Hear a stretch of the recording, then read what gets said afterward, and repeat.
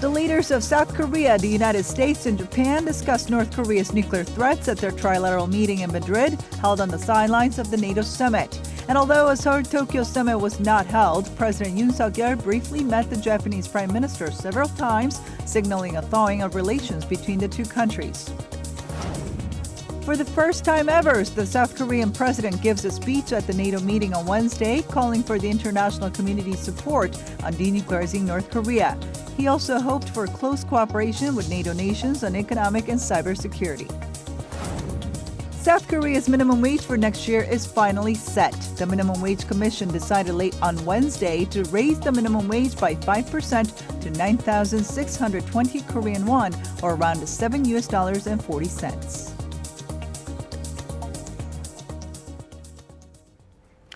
Hello and welcome to New Day at Arirang. It's Thursday, June 30th, 8 a.m. here in Seoul, South Korea. I'm Lee Seung-jae. And I'm Yoon. Thanks for joining us this morning, because over the next hour, we'll be giving you a look at some of the biggest headlines of the day and experts' insights on issues facing Korea and the rest of the world.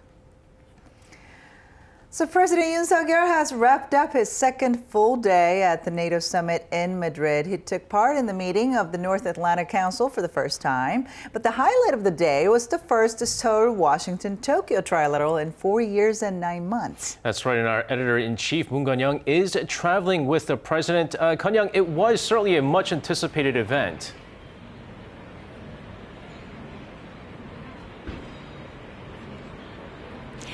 Absolutely, guys, and one that hadn't been finalized until the very last minute.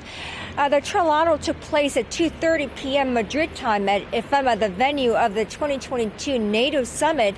And I went in as a pooler of the event, and I actually only found out this morning.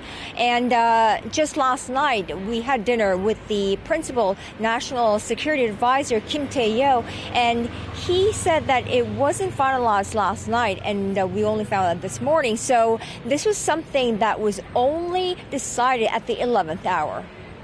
So Washington-Tokyo security cooperation has been restored as of today.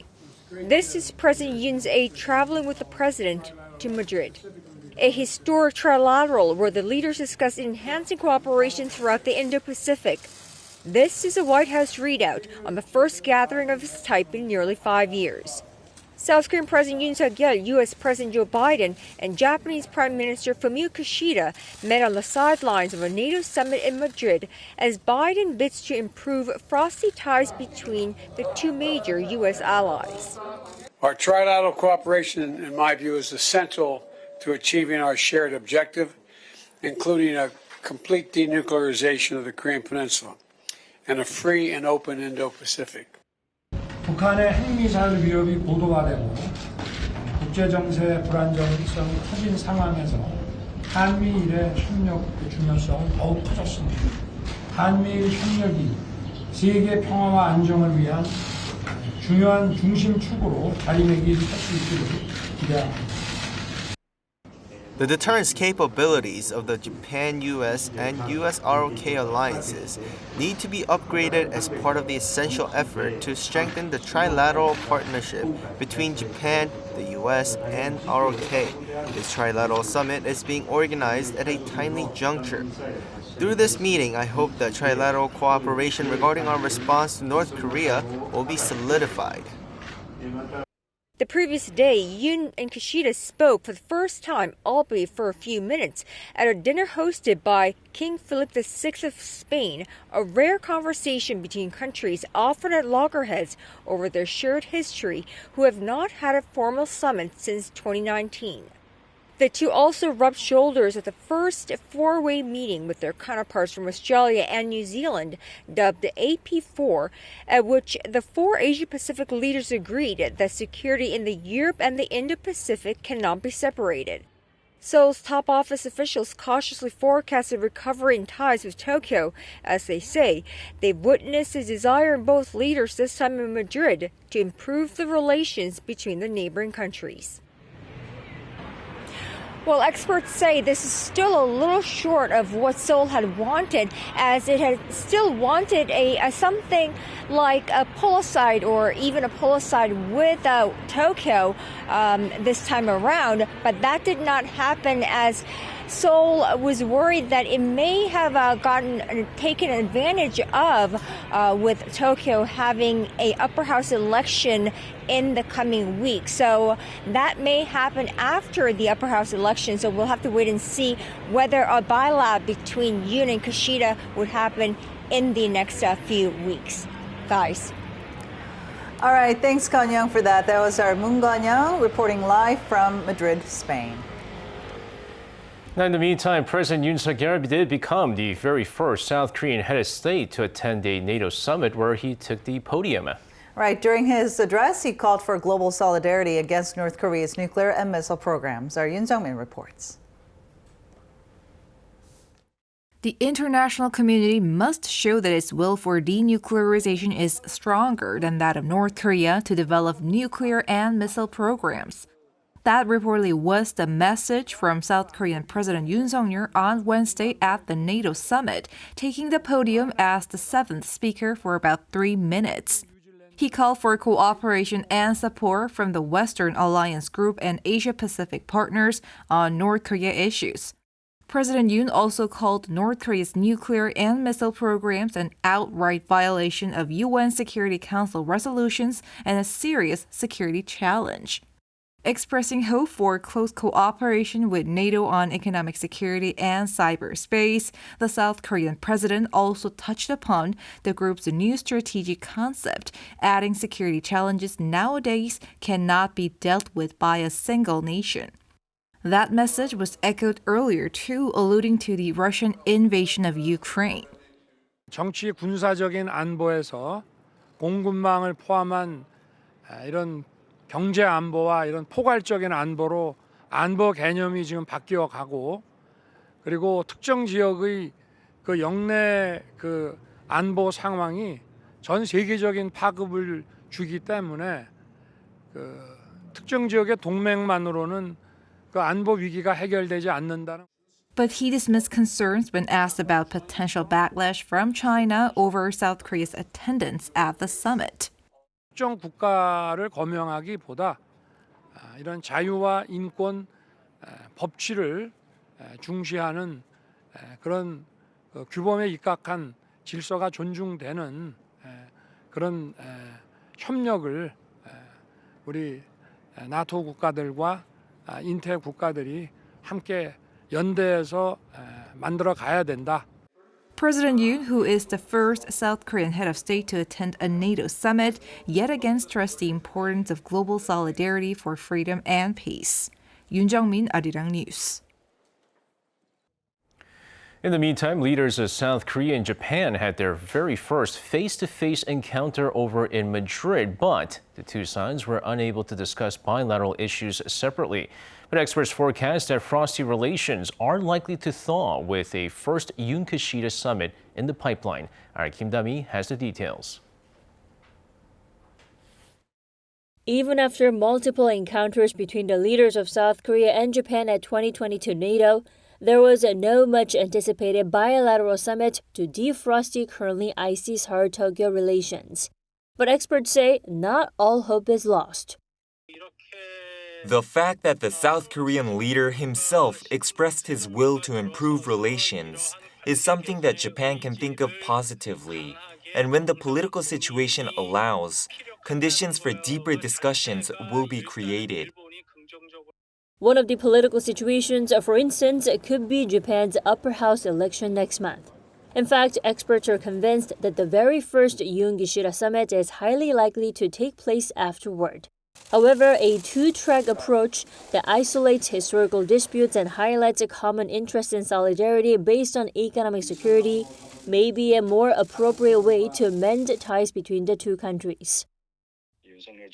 The Yoon administration and the Kishida government share similar diplomatic interests on China, North Korea issues, and alliances, beefing up cooperation between South Korea, US, and Japan, and participating in the IPAF. More active involvement will broaden Seoul-Tokyo coordination. Plus, security ties between Seoul, Washington, and Tokyo have never been tighter than they are now amid concerns that Pyongyang is on the verge of resuming nuclear tests.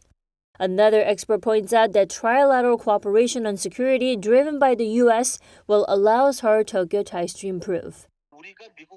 The South Korean government will become closer with the U.S., and during that process, South Korea and Japan will actively play along with Washington's East Asia policy, which will also allow Seoul and Tokyo to become closer.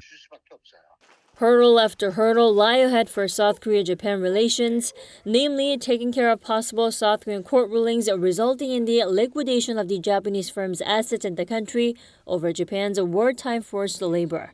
But the hunt for diplomatic solutions is expected to continue, with the South Korean government planning to launch a joint public-private body to address the issue. Kim Da-mi, Arirang News.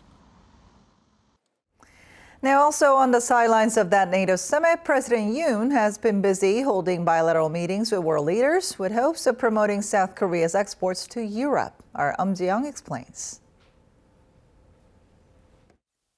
The key words at the South Korean president's first NATO summit: sales diplomacy. Through bilateral meetings with world leaders in Spain on the NATO sidelines this week, President Yoon has been promoting the country's exports, its major economic driver. The presidential office says that economic growth in China, South Korea's biggest trade partner, is slowing down, so there's a need to diversify and find alternative markets. Europe is the next biggest market in the world after the United States. Europe's GDP is around 17 trillion US dollars, similar to China's. Europe is our third largest trading partner. President Yoon is looking for deals to export nuclear power plants as part of his pledge to make the country a nuclear reactor superpower. First, we will go all out to win deals to build nuclear power plants in the countries that are about to choose contractors, including Poland and the Czech Republic.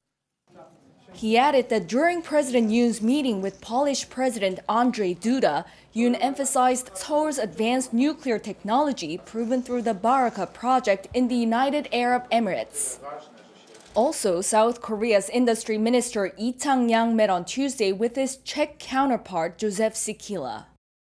During that meeting, 10 contracts were signed on nuclear energy and hydrogen between companies from the two countries, including the auto giant Hyundai Motor. One expert on nuclear power says projects in Poland and the Czech Republic could bring in billions of dollars to the South Korean economy. Should South Korea export nuclear power plants to Europe, it could be deemed as the world's leading country in the field both in name and reality. He added that the Netherlands and the UK also suggested cooperating with South Korea in building nuclear power plants in their countries. Another main export the president is focusing on is arms sales, for which demand is rising amid the war in Ukraine. The presidential office says weapons exports to Poland will likely be the first fruits of President Yoon's sales diplomacy, as the two leaders have discussed this matter intensively. South Korea is already among the world's top 10 arms exporters, but a defense industry expert says that weapons exports to NATO members will help South Korea gain a competitive edge in the industry. If those planned exports lead to positive results, some expect the South Korean defense market to have the second largest share in the global market after the US. With the UK and the Netherlands, South Korea is looking to strengthen supply chains in advanced industries, including semiconductors and batteries. Ji-young, Arirang News. Meeting with Koreans living in Spain, President Yoon promised more support for them, saying he will make the safety and security of overseas Korean citizens his top priority. Our Kim Do-yeon has the details. South Korean President Yoon Suk-yeol asked Korea's international community to join him in creating a new South Korea as he met with overseas Koreans for the first time outside of Seoul. Hosting a dinner party with around 100 Korean citizens and Korean immigrants to Spain on Wednesday night local time, the president also promised more support from their homeland. 동포 여러분들의 어려움을 살피고 시대에 맞게 법령과 제도도 정비해 나가겠습니다. 현지에서 손쉽게 체감 가능한 디지털 중심의 교민 행정 서비스를 제공하도록 최선을 다하겠습니다. 그리고 후손들이 민족 정체성을 지키면서 글로벌 인재로 성장해 나갈 수 있도록 차세대 동포의 교육에 대한 지원을 아끼지 않겠습니다. While pledging to make them proud to have a South Korean background, he also asked them to continue working with one another to further advance the Korean community in Spain.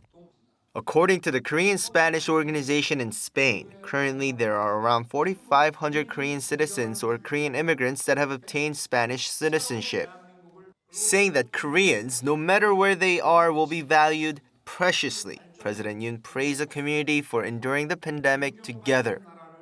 동포 여러분, 스페인 동포 사회는 도전 정신으로 시작되었습니다.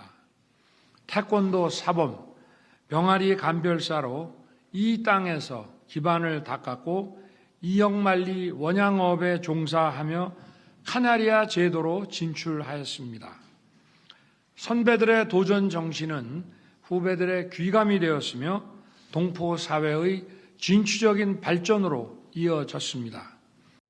President Yoon also took the opportunity to underscore his trip to Madrid for the NATO Summit.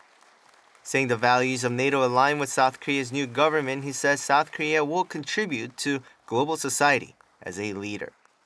Kim Do-yeon, Arirang News.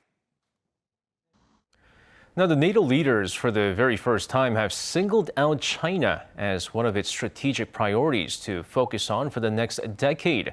They also highlighted that Russia is seen as more urgent threat to NATO, especially after its invasion of Ukraine. Kim Yo-sun has more. On the first day of the NATO summit in Madrid, alliance leaders sent a strong message to Russia, calling the country a, quote, direct threat. It makes clear that Russia poses the most significant and direct threat to our security. The leaders condemned Moscow's cruelty in Ukraine. They also vowed to provide long-term support for war-torn Ukraine. NATO's statement came as part of its new strategic concept, which was unveiled Wednesday. For the first time, a NATO strategic document entails the challenges posed by China toward NATO's security, interests, and values.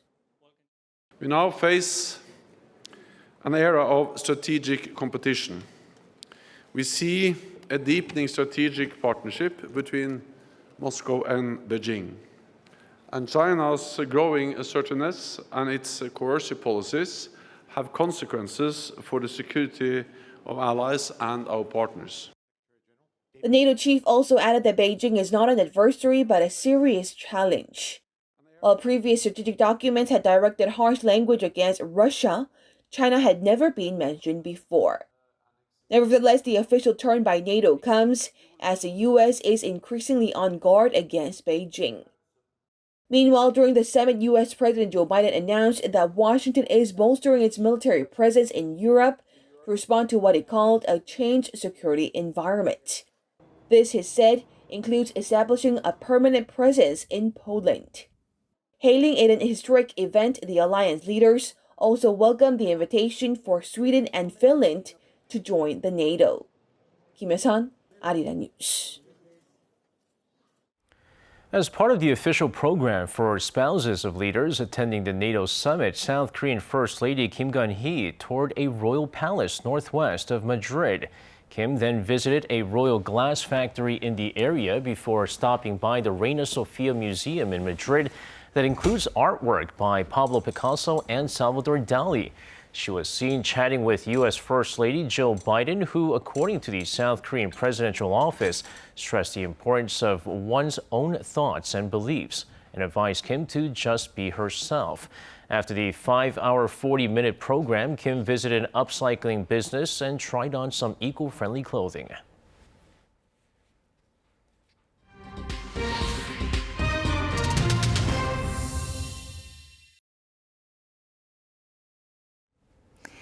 It's time for Global Insight, where we speak to experts from around the world on issues making headlines. The NATO meeting is currently underway in Spain with the leaders of the 30-member countries, including the U.S., Canada, and Germany. Now, they're there to coordinate defensive strategy, discuss new policies, as well as boost the alliance's response to security threats. And for the very first time, President Yoon Suk-yeol is taking part in the meeting as an observer. President Yoon's attendance signals NATO's concerns over China's growing global influence, as China has refused to condemn Russia for the war in Ukraine. And also, eyes have been on that trilateral meeting between South Korea, the U.S., and Japan, which was the first such meeting since September of 2017. For more on those meetings and what this might mean for South Korea, we connect with James Kim, Senior Research Fellow at ASEAN Institute for Policy Studies, and Ms. Elizabeth Braw, Senior Fellow of Foreign and Defense Policy at the American Enterprise Institute. Thanks for joining us today, guys. Thank you.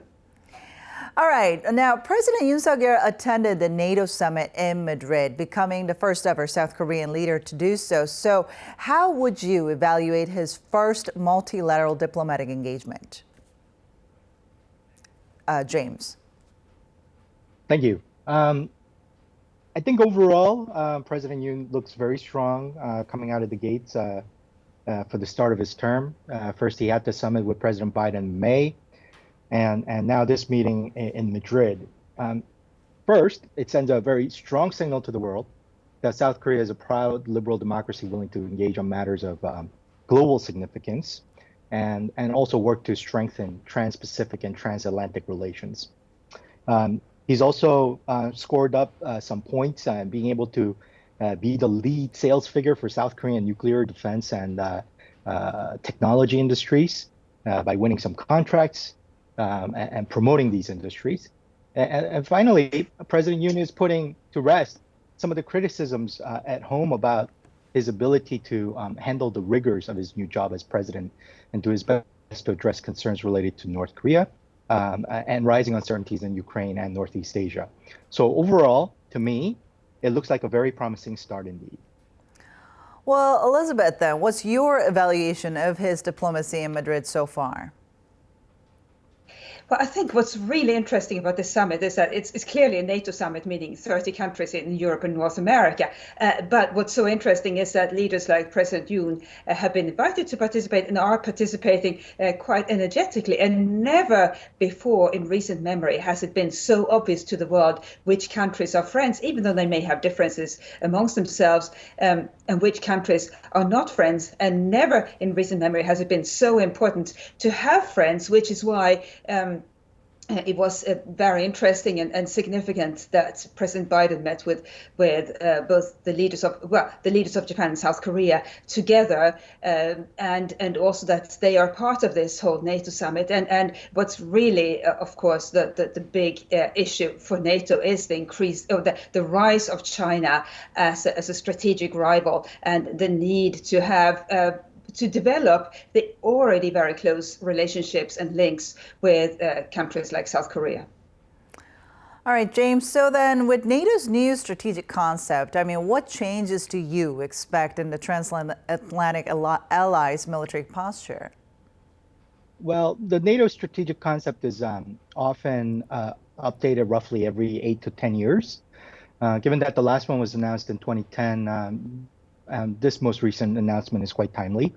It coincides with the rise of new systemic challenges posed by China and Russia, as Elizabeth mentioned. And according to this particular concept that was announced, NATO's focus squarely is on strengthening deterrence and defense posture in Eastern Europe, but doubling NATO's military footprint and increasing readiness across the Baltic and Black Sea.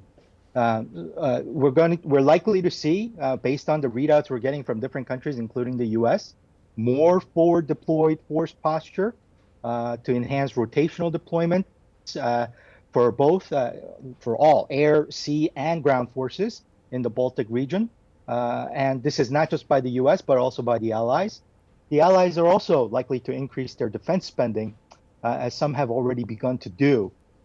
We've also seen the announcement on Finland and Sweden's accession.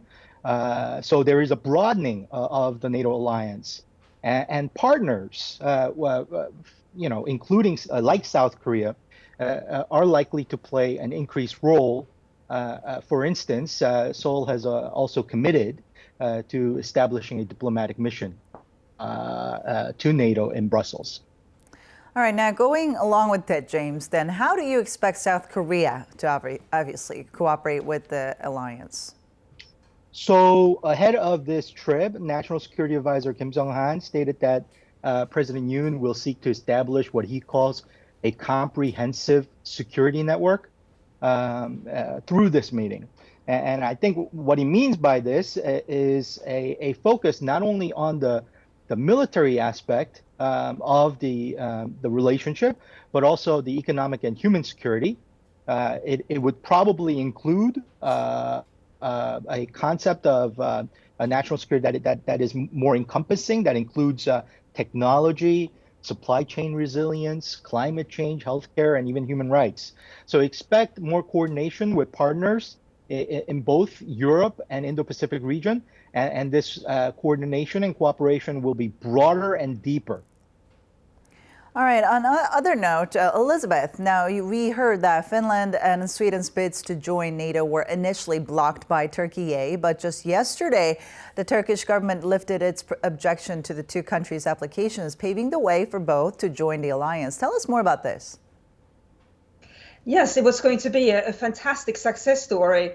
Sweden and Finland joining or being invited to join NATO at the Madrid summit. That was the expectation this spring or in May when the countries announced they wanted to join NATO. Then along came Turkey and blew the whole thing, of course, by saying, well, we are uneasy. We, Turkey, are uneasy about their, Sweden in particular, Sweden's support of the Kurds. And so we are not going to agree to Sweden and Finland joining NATO. So until yesterday, it looked like Sweden and Finland would not be able to receive their invitation at this summit. And then came the surprise announcement that the three countries had reached an agreement. And it seems that it was a solid piece of diplomacy that was conducted by the three countries and the Secretary General, and with some assistance by the United States, where Sweden and Finland agreed to suspend their support of certain Kurdish groups related to the PKK. And this was a big deal for Sweden.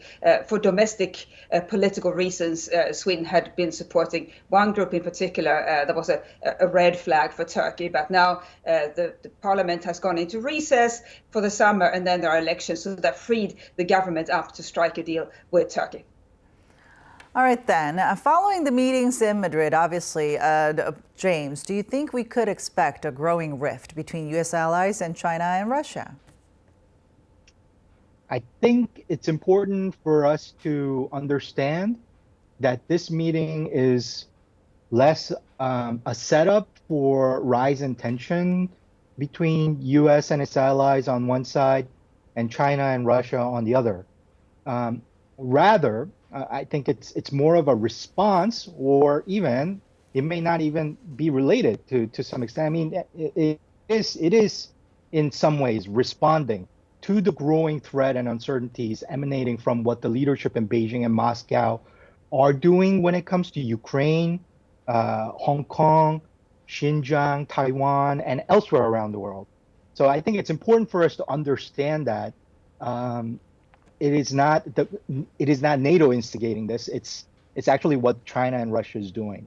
Secondly, South Korea is not new to this scene. In fact, Seoul has been cooperating with NATO since 2005 as one of its strategic partners to promote things like capacity building, fighting maritime piracy, encouraging non-proliferation, and also fighting terrorism. So if there's any narrative that suggests that South Korea is escalating tensions as one of U.S. allies with China and Russia by attending this meeting, nothing can be further from the truth. All right. Now, South Korea did become the first Asian nation to join NATO's cyber defense body. Elizabeth, what input do you think South Korea could provide to the new security initiative? South Korea is highly developed when it comes to cyber defense. And of course, an obvious reason for that is that North Korea has extremely sophisticated cyber aggressors. They often target countries other than South Korea, developing countries. North Korean hackers attack on the Bank of Bangladesh is the stuff of legend, and let's hope it's not repeated in that magnitude ever again. But as a result of partly of North Korea using cyber so successfully to gain cash for its nuclear weapons program, partially for that reason, but also for reasons of its own domestic security.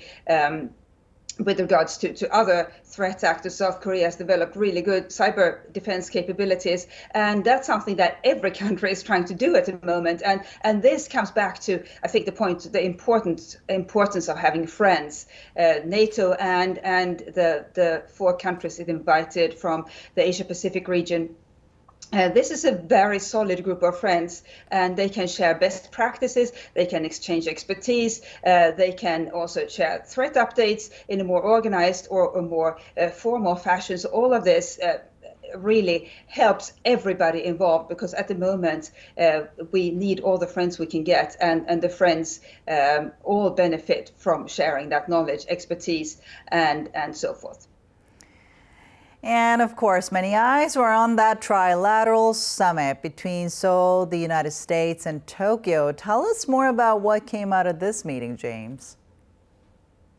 Yeah, this was the first trilateral meeting in 5 years among these 3 countries. President Yoon stressed the need for U.S., Japan, and Korea to address a common threat in the region, which is obviously North Korea. And it's really good to start off with that sort of common denominator where all 3 leaders can agree on something. And they agreed on the importance of upping readiness and increasing joint exercises. President Yoon and Prime Minister Kishida in particular discussed ways to move forward and address the pending issues between Korea and Japan as soon as possible. So overall, I'm carefully optimistic that this could, I mean, we might be turning a corner here in Korea-Japan relations, and we can look forward to more positive developments on this front, obviously after Japan's upcoming upper diet elections in July. So I think we're going to have to wait till that election is over for us to see any sort of push for closer relations between Tokyo and Seoul. All right. Well, Elizabeth, what was your reaction to that trilateral summit that we saw for the first time in 5 years? It's interesting that it took place in Madrid at a NATO summit. Who would have thought that such a meeting would take place at a NATO summit? But this really demonstrates how important national security has become, and that national security is not bound by geography and as much as it used to be. So NATO summits, even though they theoretically should only concern the territorial integrity of European countries, have become sort of a gathering point or gathering opportunity for like-minded countries to discuss not just the territorial integrity of Europe, but the national security or international security concerns they share. And we should remember that in NATO's new strategic concept, China is mentioned as a strategic rival, in particular things like economic coercion. Well, that's something, that's a concern that South Korea shares with Europe and other NATO member states, that it shares with Japan. And so I think this is the beginning of a new trend almost, where NATO summits will become the opportunities, the best opportunities for the world's, the liberal or Western world's leaders to get together, whether they belong to the formal alliance of NATO or not. And Elizabeth, I mean, President Yoon did encounter, well, now very briefly, with the Japanese Prime Minister on the sidelines of the summit, the NATO summit. What are your expectations on the future of Korea-Japan relations on that front? I would be looking very strongly at how they try to further develop trade.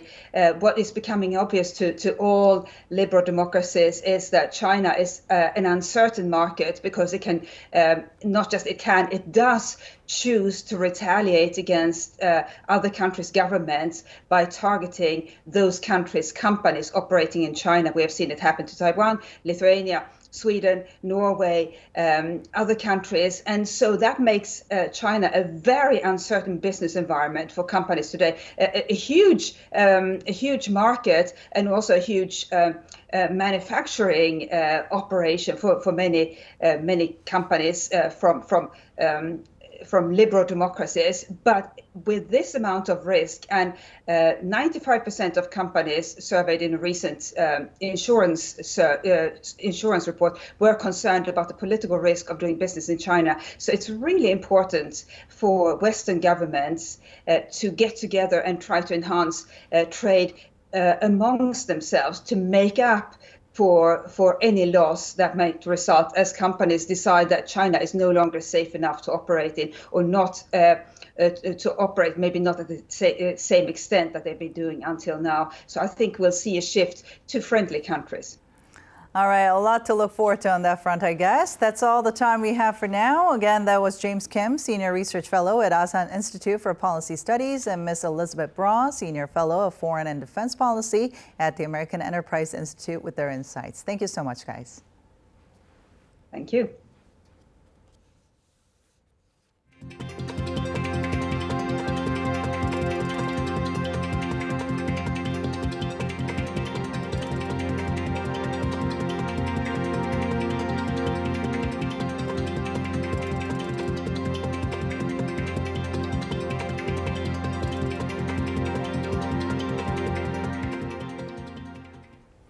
Now in weather, heavy rain accompanied by thunder and lightning is expected across many parts of South Korea on this Thursday. Now this morning, around 30 to 50 millimeters of rain per hour is expected across the metropolitan area, western parts of Gangwon-do province and northern Chungcheong-do province. As rain continues to fall, there has been over 130 millimeters of accumulated rainfall in parts of Gangwon-do province over the past 2 days, prompting authorities to open dams in the region to prevent potential damage. Authorities also restricted entry into parts of Seoraksan National Park on Wednesday.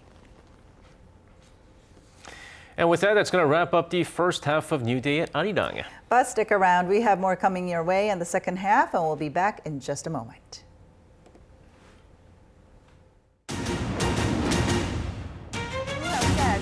Share South Korea's experience in tackling COVID-19 and introduce a Korean New Day. A Korean survivor of Japan's wartime sex slavery met with extraordinary climate crisis and pledged to work with the EU to tackle the challenge. The objective of its North Korea policy is protesters gathering across the country to peacefully demand an end to hate and violence. Arirang, what matters?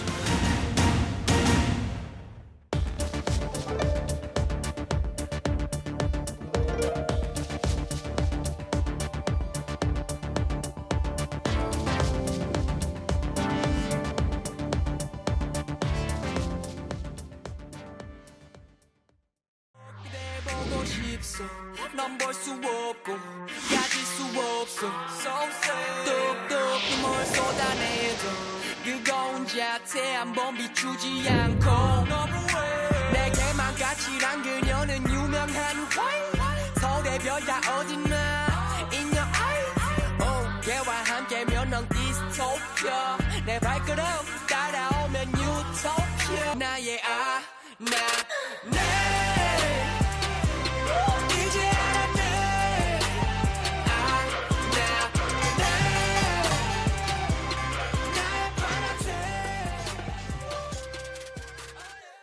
I feel so good right now. Maybe I had a drink or two, but this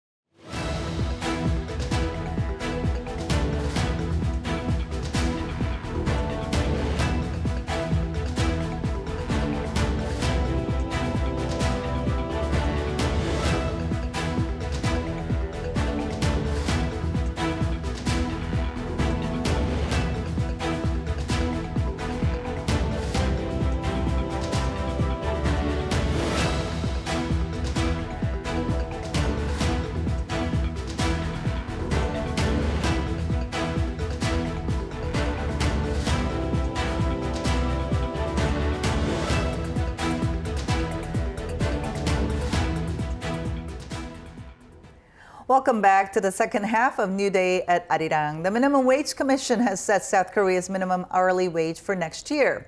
It's been set at 9,620 Korean won, or about $7.40. That's right, and that's a 5% increase from the current minimum of around $7, a decision neither the business community nor labor unions are completely happy with. Now, the two sides, despite rounds of negotiations and revised proposals, failed to reach an agreement, leading public interest representatives to intervene and put their own proposals up for a vote. 12 members of the Trilateral panel voted in support. There were 10 absentations and 1 member voted against. The Labor Ministry has until August 5th to formally announce the new wage floor, which will take effect on January 1st. Now, in June, business sentiment among South Korean companies fell for the first time in 3 months. The Bank of Korea said Thursday the business sentiment index for all industries for this month stands at 82 points, down 4 points from May. A reading below 100 means the overall mood is pessimistic. The BOK attributed the fall to soaring commodity prices amid high inflation and concerns of economic slowdown with continued rate hikes around the world. Both manufacturing and non-manufacturing sectors were hit, but sentiment among sports and leisure industries improved on month thanks to the lifting of social distancing measures.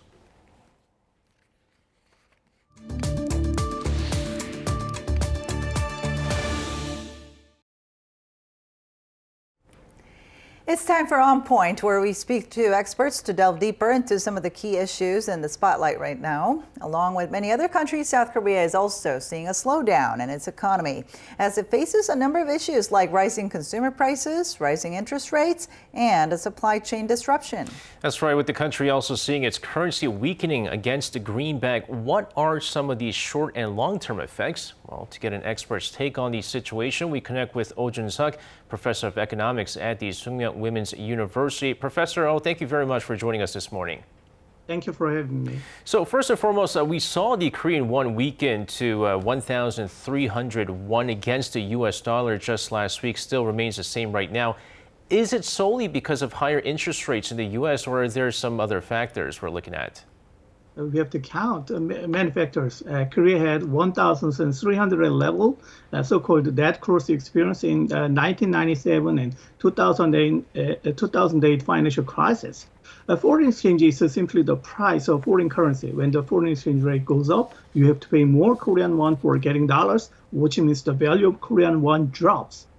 Investors and companies want more dollars and take their dollar back from the global capital market, converting other currency denominated monetary asset into dollars. And then even though the investors don't doubt the robustness of a Korean economy, they thought now is a time of early harvest rather than invest, as to the risk management manual prepared before. Hiking interest rate could be one of the major factors because the United States Fed decision to take a giant step of interest rate would be understood as a strong and hawkish signal to the market. They will increase cost of borrowing up and up, along with tightening monetary policies. As famous safe harbor, under uncertainty, U.S. dollar popularity stems from risk averseness due to prolonged uncertainty in the economy.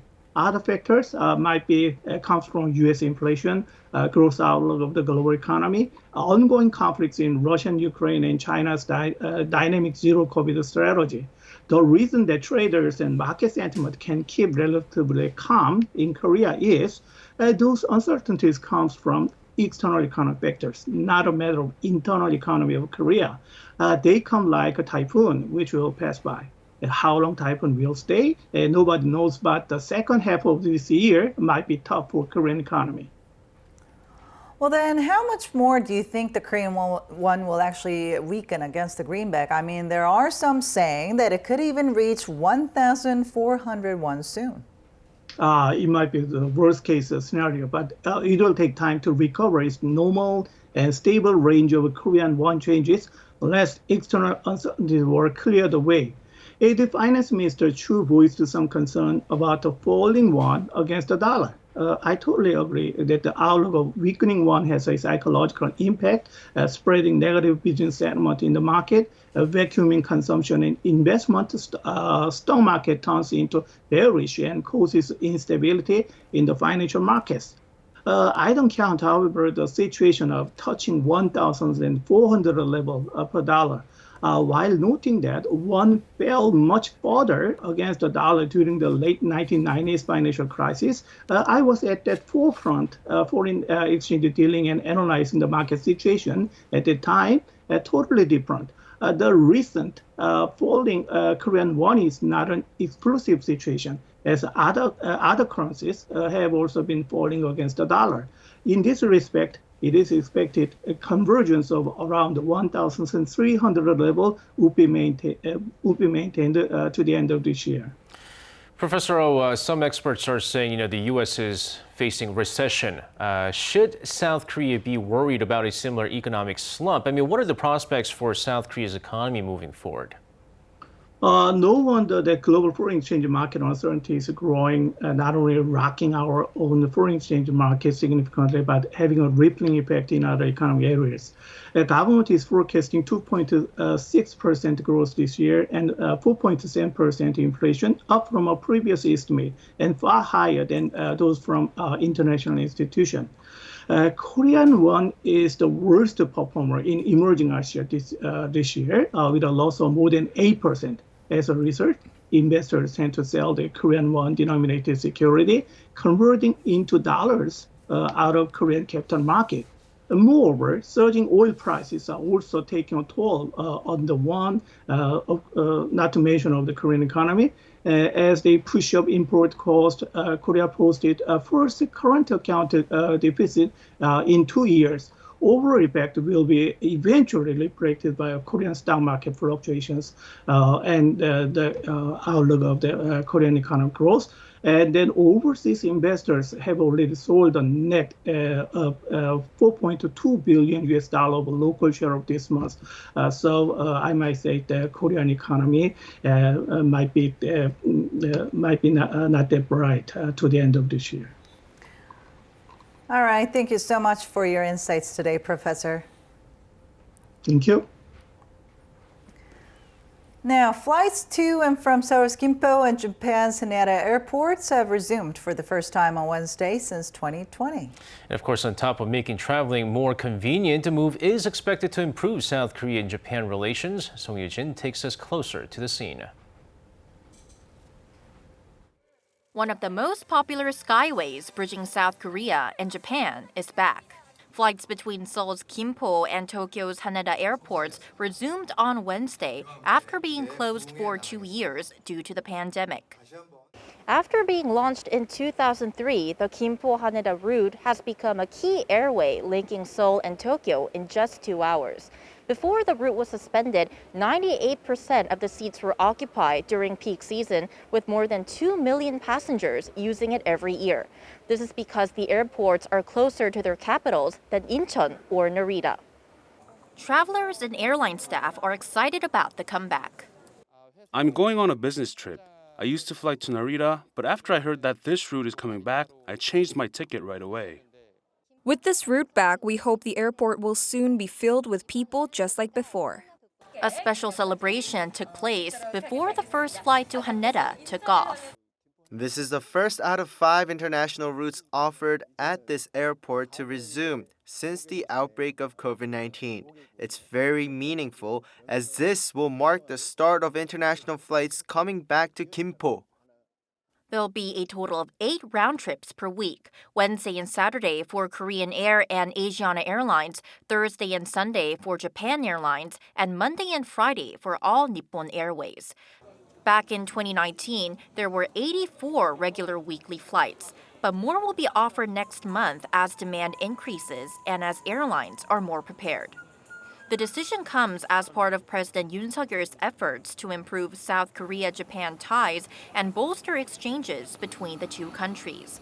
The government will also work to boost tourism by holding travel fairs.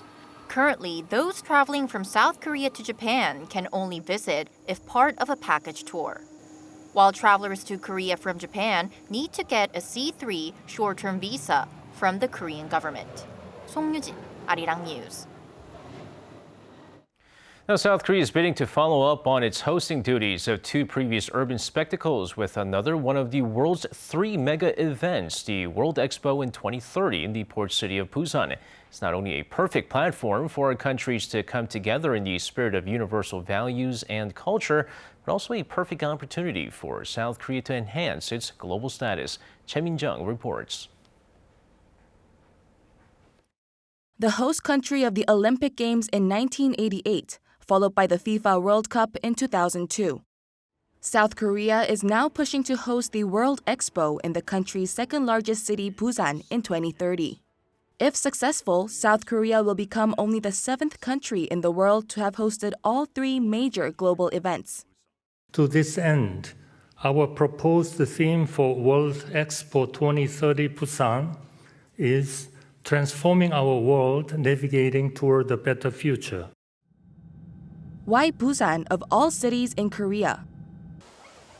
The city's mayor says it has a lot to offer.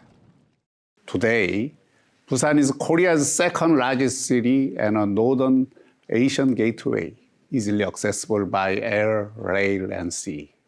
And our port is the second largest transshipment and the seventh busiest container port in the world. Another strength is the city's experience of hosting major global events like the APEC Summit in 2005. Mayor Park also added that Busan is also well known for its soft power.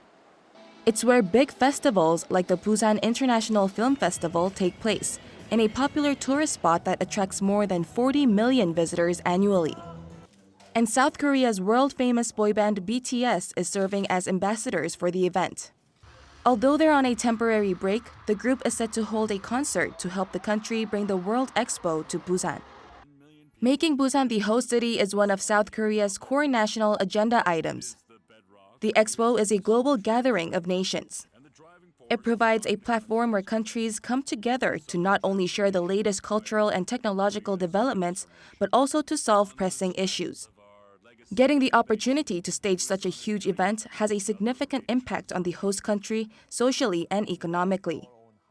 According to the Korean government, the Expo is expected to generate economic effects worth $49 billion and 500,000 jobs. Less than a year and a half remains until the winning country is selected by the Bureau International de Exposition. Until then, South Korea will have to continue rallying support from the international community. Choi Min-jung, Arirang News.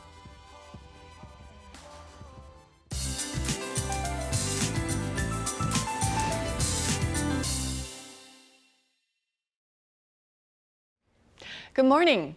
Torrential rain lashed central parts of the country overnight into dawn, while rain has slightly tapered off but is still pounding many central regions, dropping 30 to 40 millimeters of rain an hour.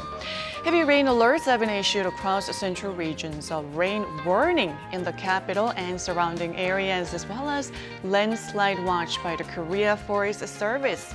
Roads running alongside rivers could be closed at any minute. It's a busy, rough morning for those of us in central parts of the country. And until tomorrow, central regions in Gangwon could see another 200 millimeters of rainfall, while the south could see 5 to 70 millimeters. In fact, those in certain parts of the country are braving the heat rather than rain. Daegu and Jeju are having a morning temperatures above 27 degrees Celsius, along with heat wave alerts. Daegu and Gyeongju will be topping out at 34 degrees, Seoul at 26 degrees. With that, here's a look at the weather conditions around the globe.